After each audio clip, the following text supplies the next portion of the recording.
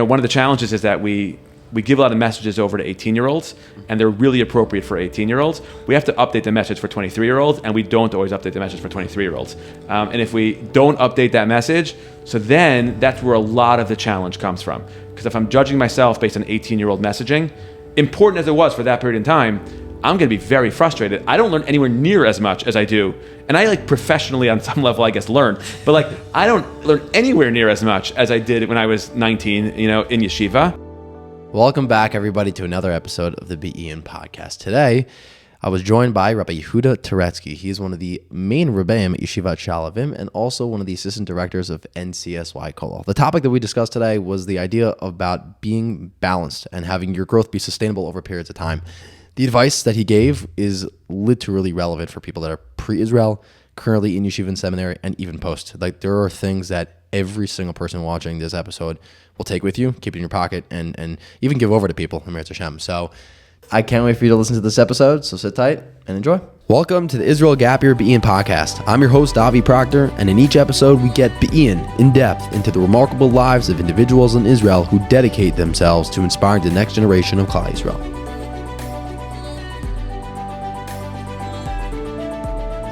Welcome, Rabbi Turetsky. It's a pleasure to have you, and I know you came all the way from Noi Alone, so really appreciate you being here. Pleasure to be here with you. So the topic that I kind of want to address today is about balance, and I think this is something that a lot of students, when they come to Israel, when they leave Israel, it's something that's on our mind a lot, specifically when it comes to our job, our life, and whatnot. But before I kind of get into that, I want to hear about how we came to this interview. You've been through a lot over the past 25 years in your life working within the NCSY world, Shalavim world. So kind of take me through your background. How do we get here today? Okay, awesome. I guess a fairly standard or typical background as far as what I would guess some of your listeners have gone through. Grew up a little bit in Connecticut, and then we moved to New Rochelle, went to SAR for elementary school, and then TABC. Spent 2.5 years in Israel in Shalavim. I then moved back to New York, was in YU, Smicha in YU, Kol Elyon in YU. We actually, in the beginning of my time at Smicha, I married my wife.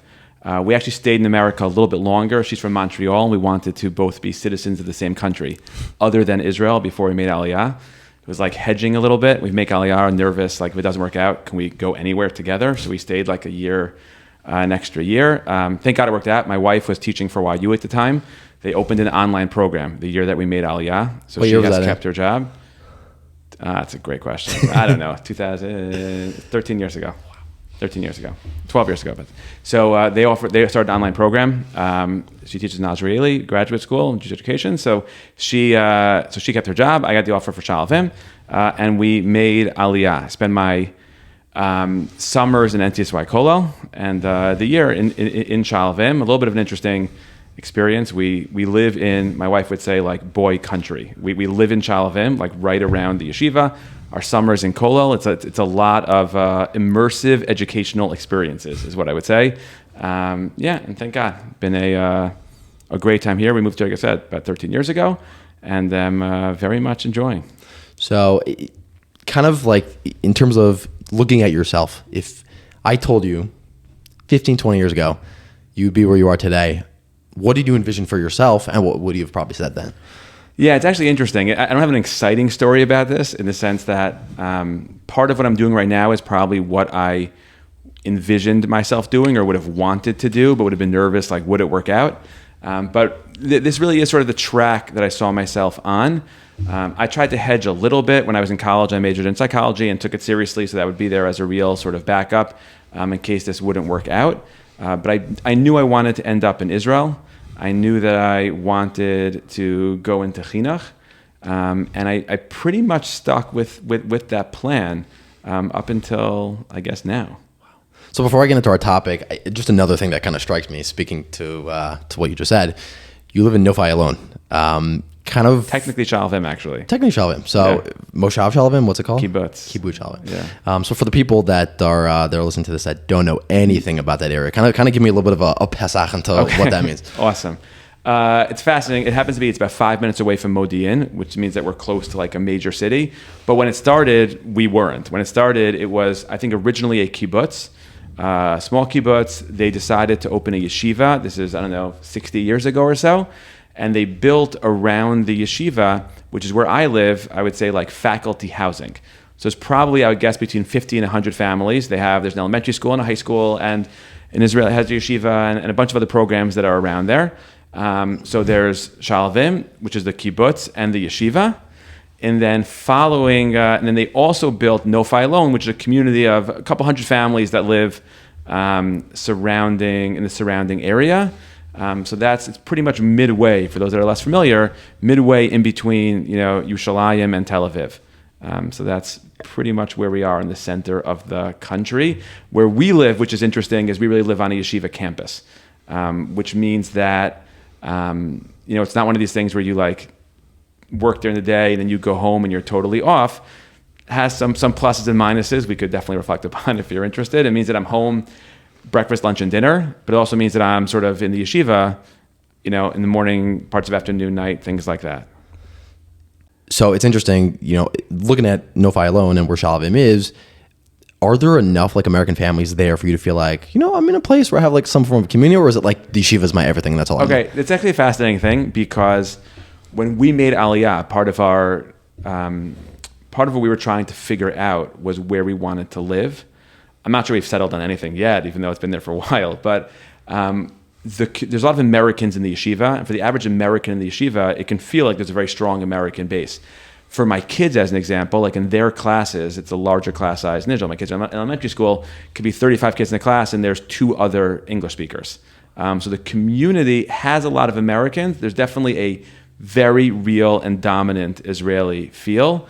The way it works is definitely become more friendly with Israelis. A lot of the core sort of relationship or closer relationships get established with the Americans that are there. It is nothing compared to like a Ramat Beit Shemesh. It's like it's a different kind of vibe and a different kind of experience. But for us, it has largely worked. A lot definitely centered around the yeshiva, but not exclusively. For my kids, that it's a regular school. They live in the area. Friends live in the area. But where we live is a lot of people that work in the yeshiva itself. Has it ever been a thought for you of like, if it doesn't work out here, then I might move to like Ramat Beit Shemesh? Like, have you had a point in your 13 years where it was like, okay, like I think we should move, or was it always I have those points, I would say, twice a day. We have those points all the time in terms of questioning. I think part of that is that my wife and I probably in general, like to question a little bit. It doesn't mean that we make radical shifts, but I think those conversations definitely take place. And I think there are some real advantages and disadvantages, in each sort of place. Once you sort of make the choice, at least for us, so we feel relatively settled there. Our kids have friends there. They're in schools there. So I wouldn't anticipate, at least, very soon a major shift. But we definitely had some thoughts about it. When Shalvim offered me the job, though, it was a condition of them offering the job was that I would live there. Which I think is standard in some yeshivas when they offer you a job, depending on where they are in their location.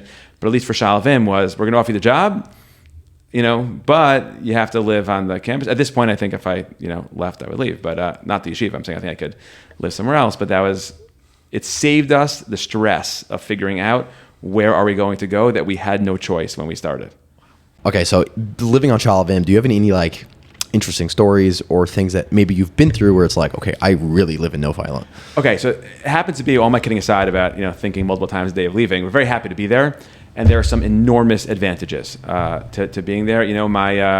My 10-year-old goes to the base medrash Friday night after the meal to learn with a guy like in the yeshiva, which it's a unique kind of an experience. There's something very, very nice about the relationships that get built. When you live there, having guys over for Shabbos, and they're not sleeping over. It's having them for meals and being able to have those kinds of interactions has been awesome. It's fascinating. I'm sure my kids don't know anything else, but they grew up in a yeshiva, and which means that my son's bar mitzvah was the first Shabbos of Elul Zman, and we're doing it in the yeshiva. He's laning in front of a couple hundred people there. I was joking with the Rosh Yeshiva that he's the perfect one to do it because there are Americans in the yeshiva and Israelis in the yeshiva, and he is like the hybrid. To Americans, he speaks in English, and it's totally like he's American. He has an Israeli accent, and he's Israeli, he can speak Israelis also. So he's like this, getting up there and trying to do it. Thank God he's a pretty confident kid and was able to pull it off. But there's, definitely something unique. I don't think it's for everyone, but it is for us, and it's been awesome for our family and for our kids to live in that kind of environment. So I kind of want to transition into the focus of today, which is about balance. Let's start with the beginning. When a kid comes into yeshiva, like, what do you see are some of the hardest adjustments that kids need to get used to of going from whatever, call it modern Orthodox high school they come from, to now being in a system where they're expected to pretty much learn 10 plus hours a day? Yeah. So I think you identified what is probably the largest challenge, which is the expectations are different. Now, even in yeshivas, which I think probably most places where they're going to ease you into it a little bit, they're still easing you into something that you've never done before. Just the volume of hours. So again, I think it sounds a little bit scarier than it is. I think yeshivas, even with a very rigorous schedule, understand that on day one, but the majority of people are not going to be able to really sit and focus throughout that time. And there's a lot of breaks and things like that to structure it. I think that's one point of transition. The second point of transition, which I think is challenging, especially for certain people, is you're going from a place that you were very, very comfortable in. There are people who have been in the same school or with the same people since they were in first grade, all the way through high school. And suddenly I'm in a different institution. It almost doesn't matter what the institution is that you're going to. There is a transition that is present. You're in a foreign country. You're not going home at night the same way. And I think even just that sort of, there are cultural differences. It's new Rebbeim. Even if you feel like in advance of the year, I had a good interview with this Rebbe, I got to speak with him a bunch of times and have a relationship, it's still not the same as in a high school. You're there for 4 years. Sometimes in certain places you're there for longer, depending on how it works out. And there's people that you know and have those relationships with. It's like getting your just bearing set a little bit is a real challenge. I think for many, I think those are probably two of the biggest that I would identify. So if somebody's listening to this and they're going to yeshiva or seminary next year, or they're in the beginning of their year, what would your advice be to them in terms of getting adjusted and figuring out that kind of next stage? Okay, awesome. I think two things as far as preparing for the transition. The first is I do think it's helpful to spend a little bit more time learning in advance, especially if a person's very scared about it or overwhelming. I think it could be anything, and it could even be a little bit. But just to have a little bit more comfort with the world of learning. Sometimes it's a challenge because the end of senior year is the end of senior year, and the summer after senior year is the summer after senior year. But I think whatever extent a person is, it's a smoother transition. I've been around learning a little bit. I think that can help a lot of people in their transition. The second thing, which is maybe even more fundamental in a certain sense, is just to take a deep breath. There's so much anticipation sometimes for the year in Israel, so much about, building relationships and developing a love for learning. There's a lot of pressure in the beginning to jump into things. And I think often it's like, just take a deep breath when you get in. If it feels like it's a bit of a transition, it is a bit of a transition. If it feels like it's somewhat challenging, that's because it may be a little bit challenging, but not to get too flustered by that. To be able to sort of have the strength to say, let's go day by day on this. And I think sometimes that can go a very, very long way. And maybe the last point I would say is to continue to rely on resources that people have. If I'm having a hard time at the beginning of my year in Israel, so maybe there's a Rebbe there that I feel comfortable with. Maybe there's a teacher that I have a relationship with. And maybe there's someone in America. Parents are just an unbelievable resource to be able to reach out to. Teachers from high school who know you well, who sometimes can give you the chizuk of, this is very standard. And sometimes knowing that I'm normal and that this is what normally happens is in and of itself, I think, an enormous source of comfort. I find it very interesting, and I've heard this speaking with different people that work within the yeshiva and seminary world, is that in today's time, as opposed to 10, 15 plus years ago, when you didn't have the click of a finger and you could talk to your mom or your dad back in America, what would you say in terms of, yes, there's a benefit to, I could call my mom or my dad at a moment's notice whenever I want, versus maybe there's more benefit of not necessarily that per se during your year? So I think net it's a win. I think it produces much healthier people to be able to have that connection with their sort of like host culture. I think is very, very helpful. Professor Chaim Waxman, who's done a lot of work on sociology and the year in Israel and things like that, happens to be the father of Rabbi Ari Waxman, who's the head of the American program in Shalavim. So I remember him once telling me about his time when he learned in KBY like 60 years ago. And it was like, maybe you called home once over the course of that year.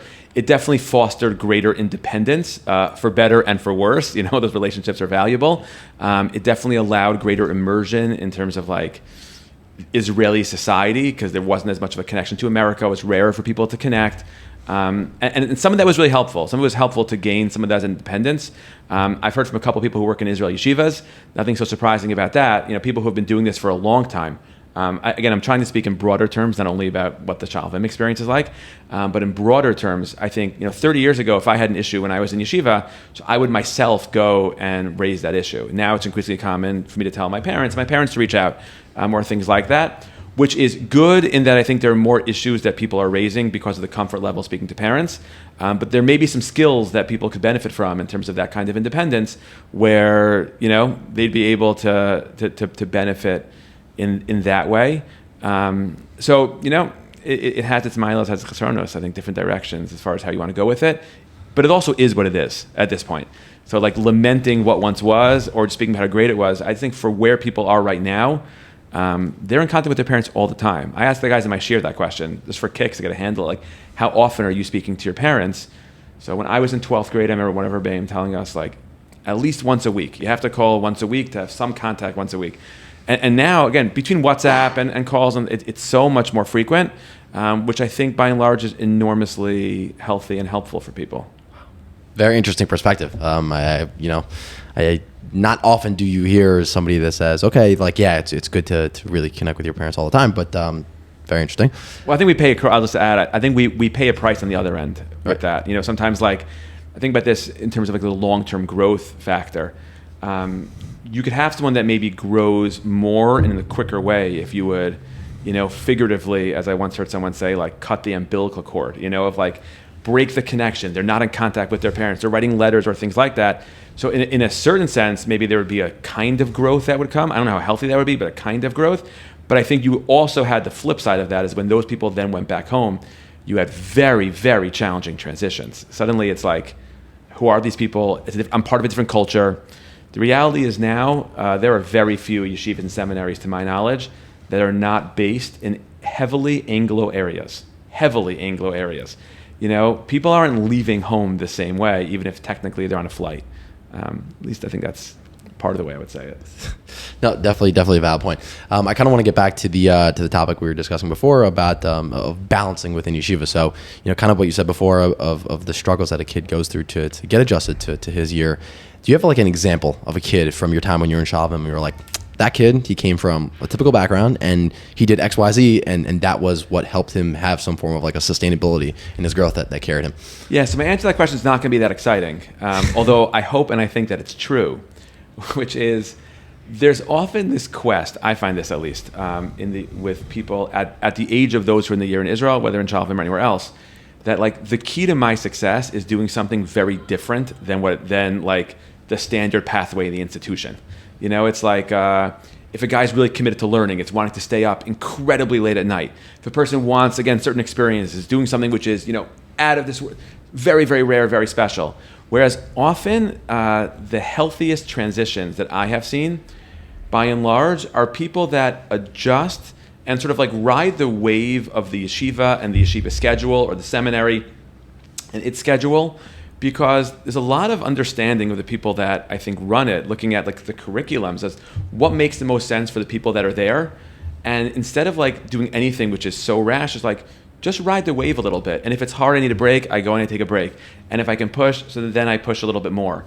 But I think going with the general sort of like the baseline of following that schedule, I think is so important. Many of the best people that I've ever taught, the most successful people that I've interacted with, didn't have weird schedules. They didn't do anything crazy. They did regular, normal things. They worked hard, they pushed, but it wasn't like anything that I think is like, here's the trick to allow the transition, other than to continue to, I think, develop warm, healthy relationships, and to take things one step at a time. I think things really work in that kind of a way. I feel like a lot of Rebbeim have like this go-to vort that they give to their Talmidim about like, like growth or consistency or doing things healthy? Like, do you have one that comes to mind? Yeah, I feel like I should. Like here's the thing we say about the guys I teach. I think sometimes make fun of me. I speak a lot about being ambitious, trying to be, successful in what you're doing, try to be excellent in what you're doing. I speak a little bit try to speak about commitment to the Jewish people, writ large, trying to do what you can to. It happens to be, I don't think there's one vort. I think I see that almost everywhere. I see that in every parsha. It could be a different marmakom. We're coming back to insights about trying to be excellent in a good, healthy way, trying to be committed to others, and trying to maximize one's time and one's experience. I think I see that. If it's Hanukkah, we'll see it in Hanukkah. If it's Purim, I think not because I'm trying to superimpose ideas onto Torah. I legitimately see it in a lot of different places in terms of, a healthier model of growth that is step by step, where I'm striving to be excellent, but I'm doing that one step at a time. And I think it's important for them to hear, and sometimes it's important to hear it from different vantage points. Instead of the same idea all the time, let's hear from this perspective or that perspective, and it comes together. So talking about being healthy in yeshiva and seminary, I think something that happens in every single school, no matter where you are, and even happens after Israel and before Israel when somebody gets inspired, is burnout. So what is your kind of take on that? What have you seen from your years and your experience of how can someone prevent that? And then what could they do if they are kind of in that to get out of it, essentially? Okay. So I would distinguish between two kinds of burnout. The fact that people have ups and downs is fundamental to human existence. We all have ups and downs. We have ups and downs in all of our interactions. I'm in camp. There are parts of camp that I love and parts of camp that I like less. It's very, very standard. What I'll tell students often is the real question is how frequent are your lows and how low are your lows. If it's the normal give and take of ups and downs, I think we're great. If I see wait a minute, this is the normal downs, they just exist 6 out of 7 days a week, over months, that's incredibly concerning. Or my lows aren't just a little bit of a low, my lows are massive. Each person, forever they are, what that low looks like could change. But that's where I think it's, okay, we have to have a real conversation at that point in time to sort of see what's going on, when that takes place. The regular give and take, so that's easier. That requires just a little bit of chizuk, a little bit of perspective. And I think it's important. The more concerning ones require sort of really being addressed. There's a line of the Piazetzner where he writes in his spiritual diary, I think, that as people get older and they have their religious experiences, one of the things we learn is what works for us. And that if I'm going through my year in Israel, my 2 years in Israel, so then at some point in time, I know when I have this kind of a low, I know this for me personally, what works for me. Some people need a bit of a break. Some people need, if I fight through, I'll be okay. Even what the break looks like is going to be different. I remember years ago, as a guy I was teaching who's wonderful, he would have these lows, and he knew happens every whatever stretch of time. He would go into Shalayim, get a couple hours there, and it was just it was awesome for him. And he learned himself of what that's like. So I feel part of my job in yeshiva is sometimes speaking with people. Again, we're not talking to someone who really needs to speak to a therapist, that I think lots of yeshivas have. The person's really going through a particular kind of low. But for sort of the run-of-the-mill things are pointing out almost options of what you could do to help get through it. And then once you have those options, people themselves know what for sure won't work for them, what may work for them, a little bit of experimenting. And again, while people may change over time, I think it's a different ballgame. If a guy comes over, he comes over now, I'm having a bit of a hard time, and it's yeah, but we had that a couple months ago. What happened then? And there are times of the year that are just hard. It's a leap year right now. There are times that are just, again, especially this year, it's a heavier year. A lot of yeshivas and seminaries started October 8th. There's man. We were planning, it was a heavy day in Shalvim. Not because of that many, we had one siren. It actually wasn't that. It was more heavy because all the Israelis and a bunch of the Rebbeim were called up in the middle of Simchas Torah. It was a very heavy kind of an experience. But we were supposed to have a 3-day trip, October 8th, 9th, 10th, or whatever it was. And then suddenly it's we're starting the Zman. And how do you balance that? So if a guy comes over to me right now, and Purim's not close enough, usually that infuses a bit of energy, and he's I'm having a bit of a hard time. It's me too. You're normal. Who's not having a hard time right now? But then it's figuring out, sort of where he's at. So you kind of mentioned before of you had a Talmud that would be I just need to go to Yerushalayim for a few hours and get out. If there was somebody that's in yeshiva or seminary that, let's say, is in the grind, middle of Zman, that's just like, I need call it a mental health day essentially, or like just get out, let me do my thing. Like, are you pro that? Yeah, I mean, the answer is like, I think people need mental health days. I really think they do. Different yeshivas and seminaries, if you look at their calendars, I can't say I ever like thoroughly, went through every yeshiva and seminary calendar. I wish I had the time to do that. But if you pay attention, some of them have really sort of like built-in mental health days. It's a trip here or there or something else. Again, that doesn't always correlate or coincide with the day that I need my mental health day. I don't get to like choose like March 3rd, I need a mental health day. Like sometimes it doesn't work that way. But I think there are people who need that. There are people who need that. I think it's helpful. I'm a big believer in relationships with rebbeim, with teachers in a way which is safe and healthy.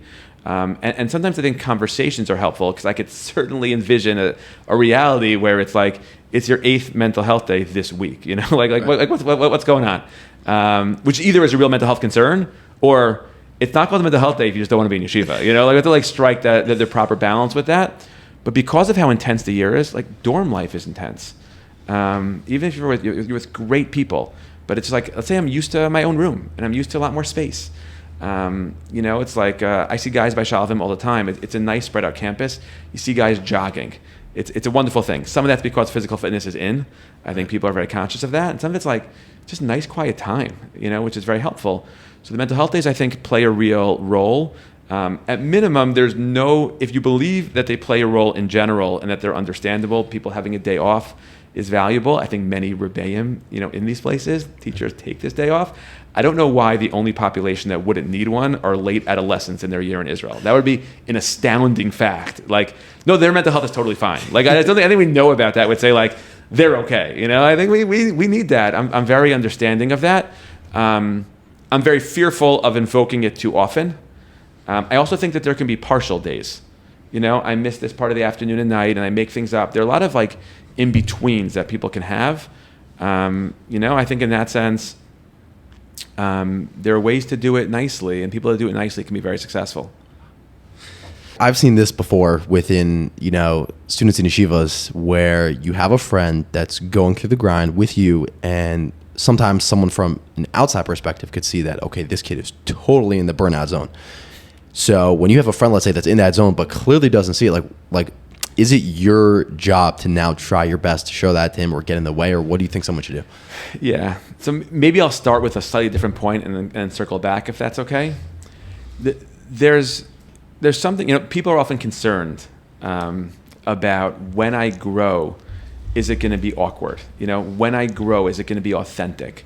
When I grow, or I'm scared to grow because I had an interaction with that guy post-Israel. I remember like after my 12th grade year when I graduated, I was sports staff in Camp Mesorah. And there were like a bunch of guys there, like a year older than me, just came back from Eretz Yisrael. And like I was excited to go to Israel for the year until I interacted with them. And I was like, no way. I do not want to be like that. Like I knew you 2 years ago and you were like, I felt like normal. And now like, I'm not scared of your religiosity. I'm scared of like, what's their impact of your religiosity? That's somewhat concerning. Like the phenomenon of like, am I going to lose my personality? Or things like that. My own take on that, and hopefully this will help come back to the question, is there's something about the age of going to the year in Israel and something about growing, and that's true if you weren't religious and you were going to a secular college campus, right away after school, forget, no connection to Hillel Chabad, anyone at that age, which is a little bit about finding yourself. And sometimes the process of finding yourself is awkward. Sometimes the process of growing, when a person grows, when they're exercising, when they're working out, I don't always grow in the most perfect way where it's all symmetrical. Growth, a little bit like this and a little bit like that. And the same way when a person's investing money, sometimes you have to reallocate your investments to make sure it's balanced properly. Because over time, things get a balance. So there's something about that year in Israel where it's really important, I think it's true in general in life, to sort of take a step back and say, I'm growing and that's wonderful. In the manner in which I'm growing, have I grown too much in this area, not enough in that area? The classic example would be like the ben adam lemakom, ben adam lechavero phenomenon. We assess ourselves.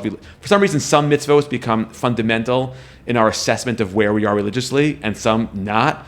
So like, if I'm learning a lot, that's a great example of how religious I am. If I keep Shabbos or not, good example of how religious I am.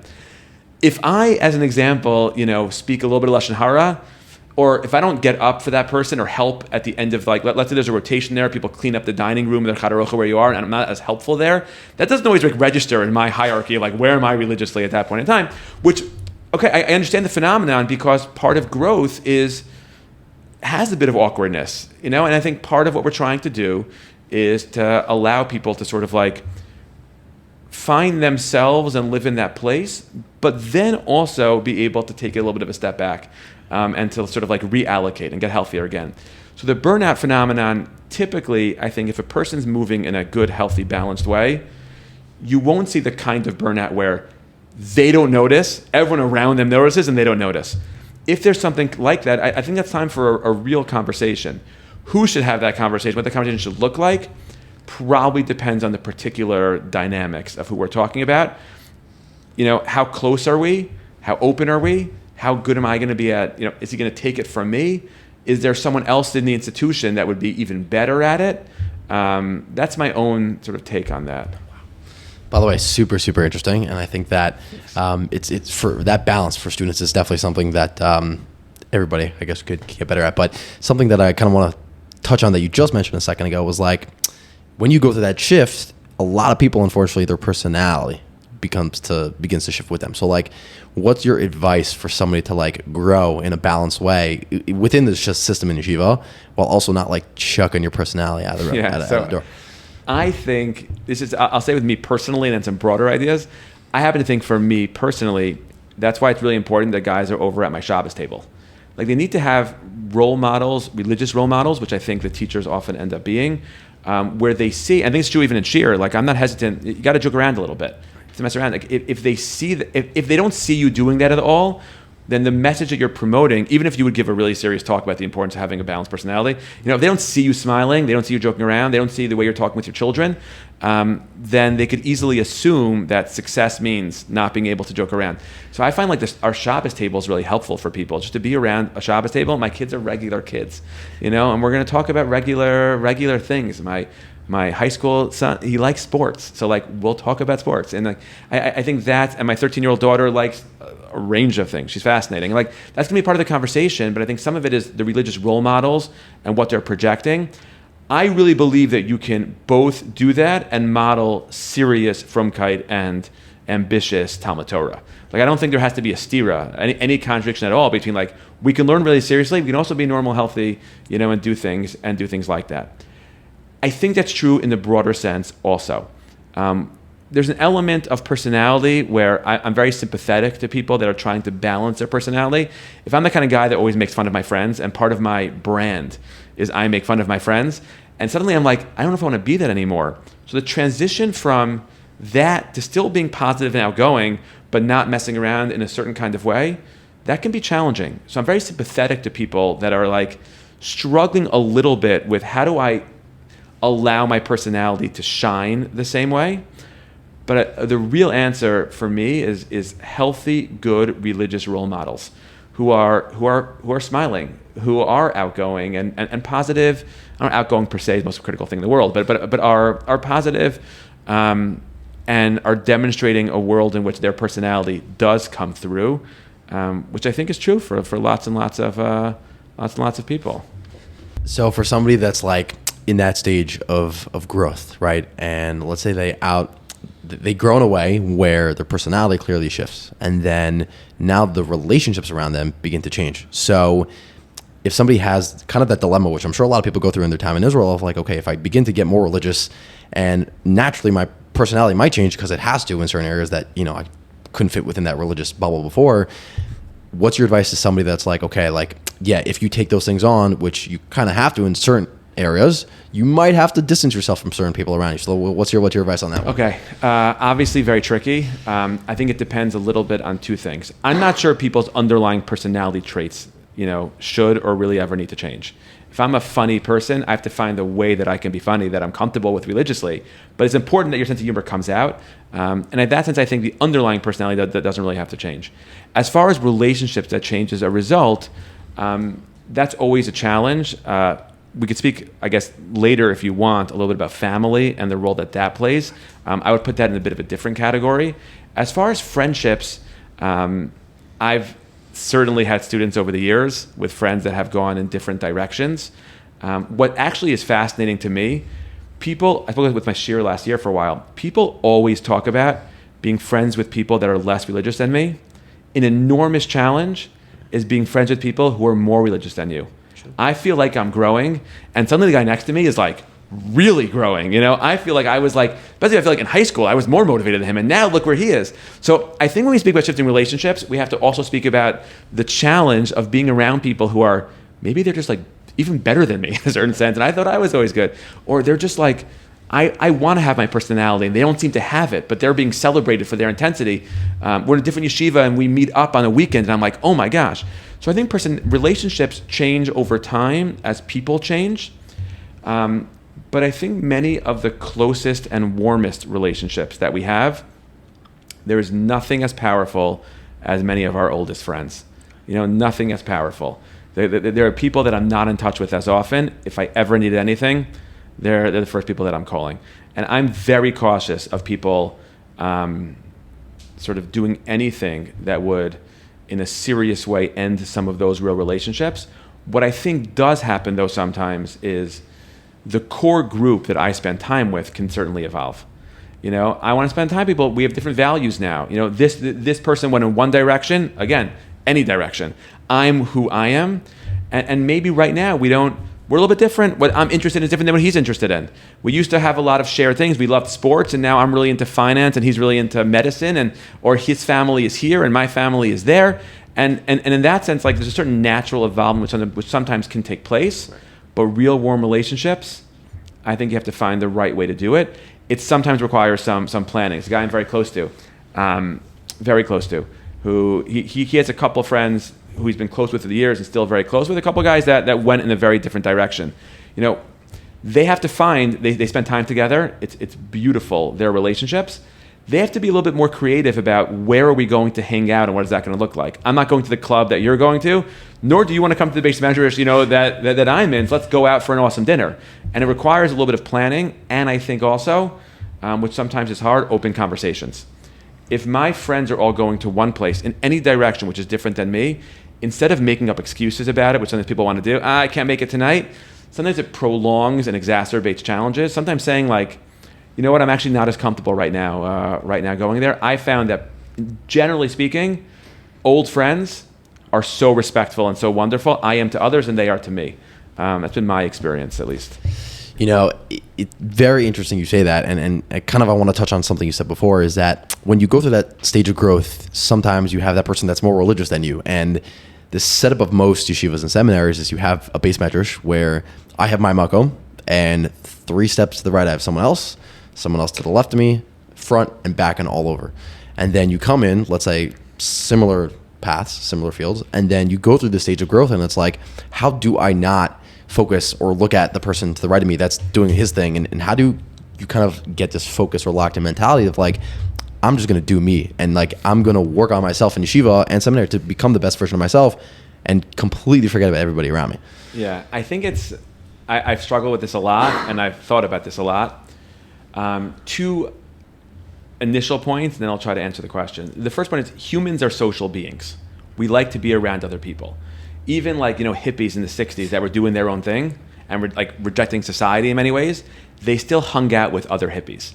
People like to be around people, and we notice people around us. It would be odd if we didn't.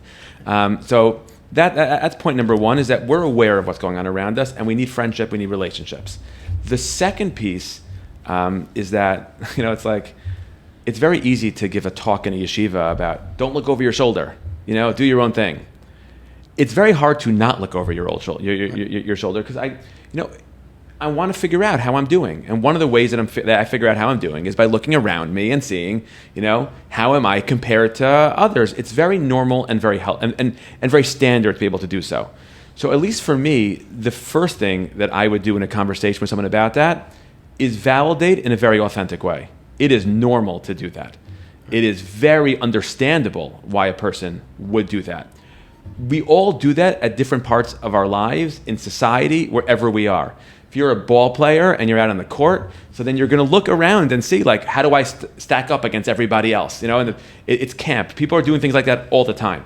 If it's later in life, I'm looking at my job, I'm looking at what I could afford, what my house looks like, and I'm trying to look around me and see what other people are doing.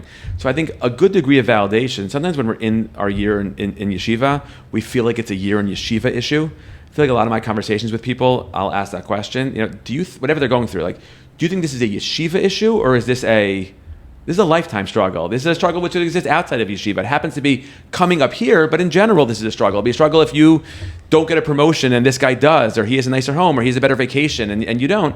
So that's a big struggle. I think in general, what we have to sort of talk about and get the skills for is to be able to build the kind of inner pride in what we are doing for me to feel good about me, not based on others. A lot of it has to do, I struggle with this enormously, like as a Rebbe. I think I'm terrible at this, but I wish I were good at it. A lot of it has to do with the quality of positive feedback that we get, that we're giving people. And giving them, I think, this is for me at least, we all engage in a form of cheshbon hanefesh, or introspection. Some do it like the Bali Musar do it like intensely, like I go to my place and I do it.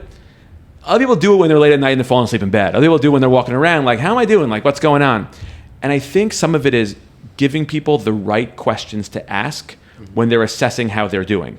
I'm very much into the questions of like, how am I doing? What am I doing well? And what could I do even better? Let's frame it in a positive way. And if that's the question I'm asking, it's not about other people the same way. What am I doing that's good? What could I do even better? And in that sense, that's great, because there's something powerful about a kol Torah. Chazal speak about learning Torah on other people. I don't think the ideal yeshiva has nobody in it. I don't think Chazal thought the ideal yeshiva, or anyone ever historically thought the ideal yeshiva has nobody in it. It's how do I get the power of the people around me without the negativity or the challenge of it being so overwhelming and so hard of people, sort of like defining my own success based on other people. Okay, so thinking and I'm enjoying it, by the way. I'm like just sharing. This is enjoyable. By the way, this is it's funny when you host a podcast, it's like you want to say at the end of every podcast, like, this one was my favorite, but like I'm enjoying this very much tremendously as well. Thank you. So I want to touch on another aspect related to balance and getting there. When somebody comes to yeshiva or seminary, like, there are many different svarim aside from the typical things, whether that's Gemara and the things that people learn in their typical day. But and there doesn't have to be dafka one answer, but like, what would you say are things that people can learn while they're in Israel to like help them in that level of like finding balance and growth? Okay, so it's an interesting thing. I always joke, I give a Shana Bet Shir in Shalvim, so the other Rebbe that gives a Shana Bet Shir, it's in Nisbacher. I was in his Shir in Shalvim. He's unbelievable. So I always think like, there are people that every Elul he learns Shari Tshuva of Rabbeinu Yonah. For him, that's like fundamental. For me, this is my personality. Every Elul is like something different. Like my father, Zechron Livracha, was a huge Sfarim person, really like just thousands of volumes of Sfarim around the house. He's a fascinating person. And I was just in a culture where like the new is exciting for me. I wish I had a little bit more of like, I think I would master certain things better if I came back to it time and time again. I don't think that there is a safer. I will, try to have conversations with people. Even someone, it's like if you say to someone comes over and they're looking for a safer recommendation, so I'll say, okay, what are you interested in? So typically lots of people will say, I'm not sure, I don't know. But then if you give them options, you can sort of focus things a little bit in terms of what is going to be most useful for them. The kind of safer, I would say, there are two qualities of safer that I think are very important for people. They don't have to be the same one. One quality is something that you feel like it speaks to you. Especially it's your own safer. I'm not talking about what your morning seder looks like, your afternoon. I'm talking about something which I'm learning at a time when it's flexible in the schedule, there's opportunities. What is something that talks to you? Sometimes it could be I try this for a week and then I try something else. It could be that I'm in yeshiva and I heard someone speak and I really like them and they wrote a sefer or they wrote something or they recommended something. It may take time, but sometimes it's about finding something that speaks to you. I also think, and this is really important in terms of long-term learning, there are some great Sfarim that are written in an easier kind of Hebrew. And it's not fun to say this, and it's not exciting, and it's like, it's like no one wants to go to a shir about like dikduk, like grammar is not like a hot topic. Mm-hmm. So no one loves making this point, but I think it's true. The capacity to learn independently is an absolute game changer. There are some awesome Sfarim out there. They may not be written in English, and they may not be translated into English. and the ability to be able to read a little bit of Hebrew on your own and to tackle it through Svarim, I think is awesome. We'll have sometimes, actually was with a bunch of alumni in Teaneck a couple of weeks ago. So I spoke about the phenomenon. It's like when you leave yeshiva, this is more of a post-yeshiva conversation, but when you look back sometimes at your yeshiva years, if you're post, you have these like cringe-worthy moments, like I can't believe I did that, and you look back. There's something I think very healthy about that, being able to look back sometimes and see your growth. So, one of like the cringe-worthy in a more minor way moments is like you open up that sefer from the beginning of your Shana Aleph, and you're like translating words that now and you're looking around, and you like underline something, and you're like, why? Or things like that, or you put a question mark where there should be a period, things like that. Like, there's something so holy about that. It's so beautiful. And being able to see your progress is something which is wonderful. And there's something very scary about reading something in a foreign language. But if you can do it and you can work hard and be able to get it, I think it's an absolute game changer. It's interesting. You talk about seeing your progress. So like, how does somebody know if what I am doing is like, am I succeeding at that? Yeah, so hard. So hard. Because it's like the challenge of, I'll give a mashal from the world of finance. If you check your portfolio, like your long-term investments, every single day, it's incredibly misleading in terms of how you're doing. Sometimes you have to check infrequently. So sometimes too frequent assessments as far as how I'm doing as a whole are very damaging. It's like let's say I'm learning Ramban on Chumash. And this Ramban happens to be much easier than the next Ramban. So I'm like, oh God, I think I'm having a Yerida, or like my skills are falling apart. It's not. The next one is harder, You were learning Gemara Brachos, and it was easier. Now we're learning Gemara, Me'ila, and you're like, I thought I knew how to read Gemara on my own. And like, so I tell people all the time, the whole idea of, I hope I can say this, and like, people sometimes, I think it flies in the face of what people often say. I don't believe in the idea of being able to learn Gemara independently. Like, there's no line that you crossed, and now you can learn Gemara independently. If you could learn Gemara Brachos independently, but not Gemara Me'ila, are you able to learn Gemara independently?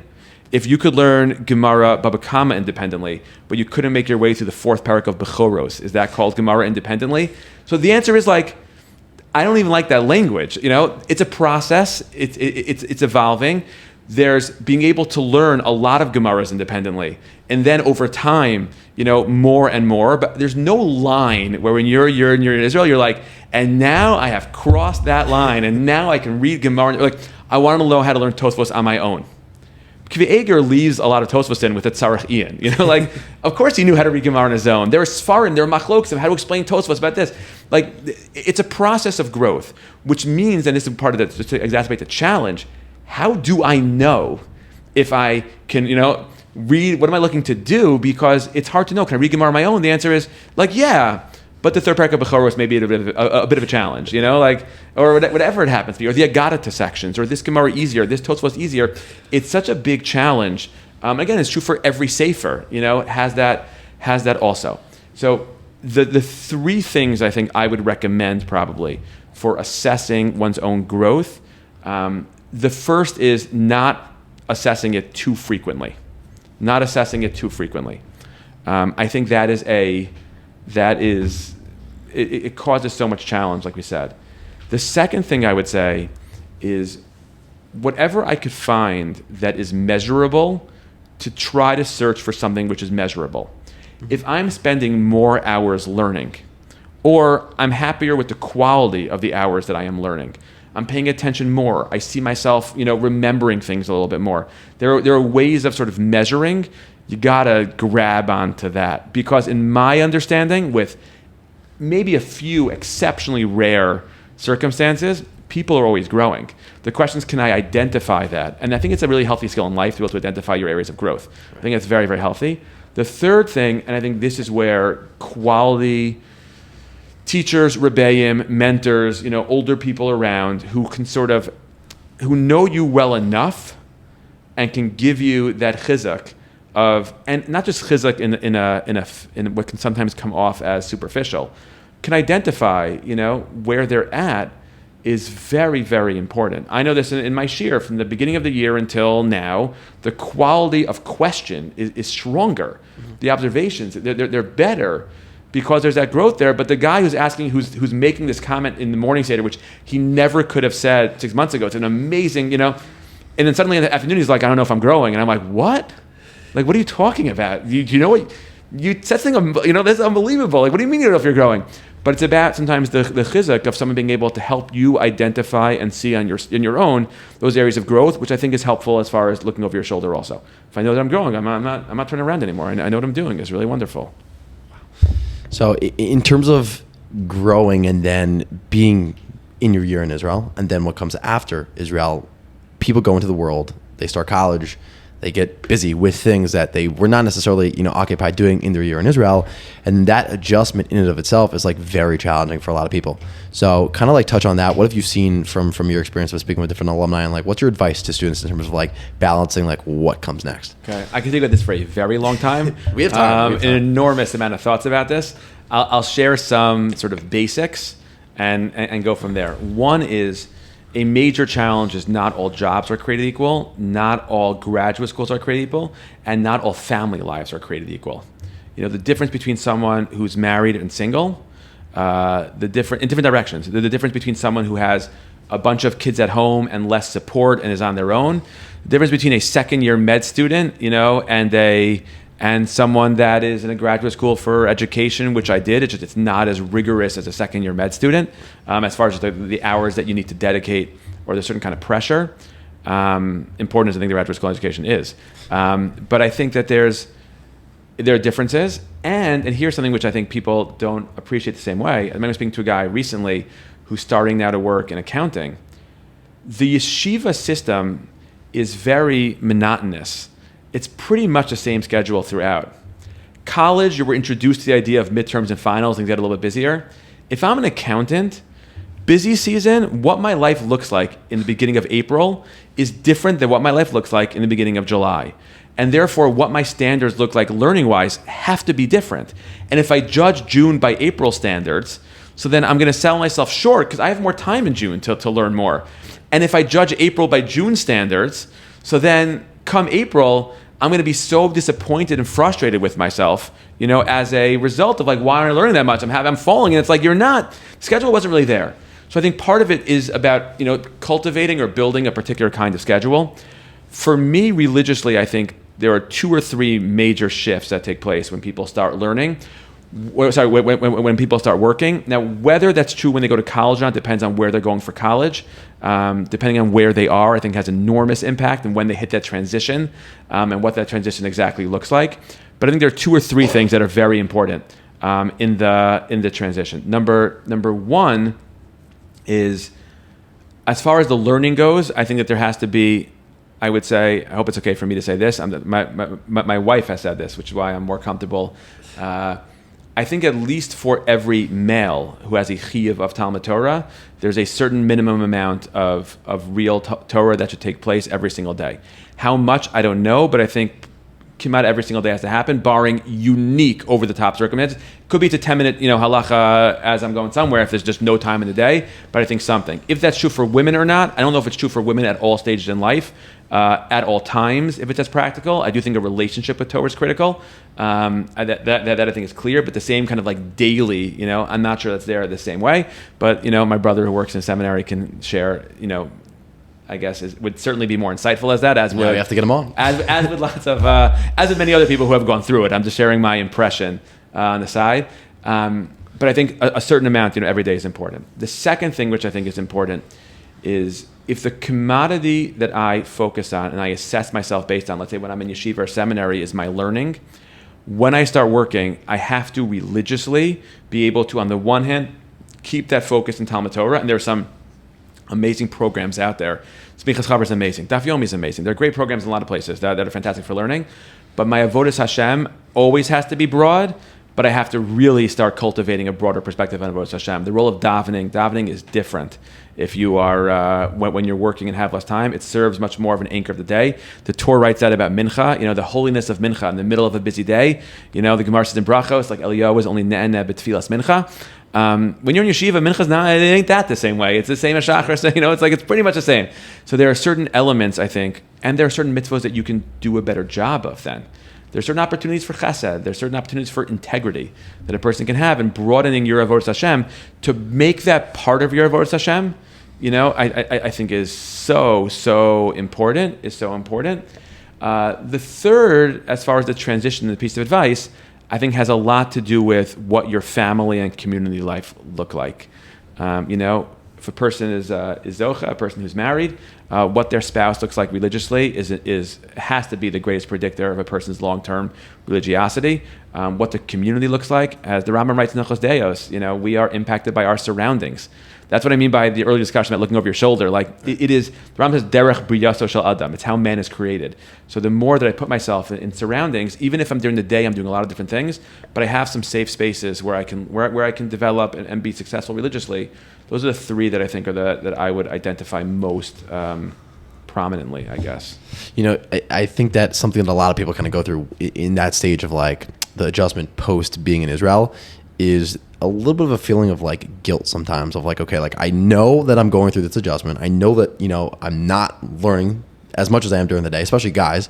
What have you seen? What have you spoken about with guys going through that? And like, what's your advice to somebody that's like, gosh, like I was learning for like, 3 Siddharim a day, every single day last year. And now I'm just like, I'm struggling with like balancing school, work, whatever it may be. Yeah, I guess two things. First of all, I happen to think the challenge is different with males and females. The challenge is very real for females. For my example, I've mentioned my wife a bunch of times, but it's the female I know best in my life. But it's like my wife would daven 3 times a day, and she would daven in shul 3 times a day. When she was single, she was living in Washington Heights. She would go to shul all the time, and then suddenly, like Baruch Hashem, Bli Ayin Hara, a bunch of kids, it's just harder to. She's not making the shul. The transition is a little bit different for her. She has to, she does find other ways, and that's important, but each person has their own kind of a transition. I do think in general, as a wise person, said to me once, one of the challenges is that we give a lot of messages over to 18-year-olds, and they're really appropriate for 18-year-olds. We have to update the message for 23-year-olds, and we don't always update the message for 23-year-olds. And if we don't update that message, so then that's where a lot of the challenge comes from. Because if I'm judging myself based on 18-year-old messaging, important as it was for that period in time, I'm going to be very frustrated. I don't learn anywhere near as much as I do. And I professionally on some level, I guess, learn. But I don't learn anywhere near as much as I did when I was 19, in yeshiva. A person could be, I'm saying growth could be charted on different planes. Right. There's an element of growth which is left to right. Where am I hashkafically? Where am I ideologically? The world of ideology is very, very important. World of hashkaf is critical. Everyone agrees wherever you are left to right, you want to go as high as you can go. And sometimes what's scary about growth is that I think that growth has to mean a very fundamental shift, and that can be very scary. A person that wants to make a shift, right place, right time, I think that's awesome, depending on wherever they happen to be. But one of the points of chizuk sometimes when it comes to growth, the ikar is I'm going up. Forget anything else. As long as I'm moving up in a good, healthy way, that's very, very important. The rest will sort of deal with itself. The rest is important, but I think that sometimes for people who are struggling and nervous about balance and things like that, everyone agrees that you want to have integrity. Everyone agrees that you want to maximize your time. Everyone agrees you want to learn, daven well. There is no ideology that holds you don't want to daven with real kavana. There's no ideology that holds that you don't want to try to be successful in your learning. There's no ideology that holds that you want to be a great friend, roommate, child, and everything else. And I think that's something which to focus on also. You can focus on the things that everyone agrees to and sort of maximize that. Wow.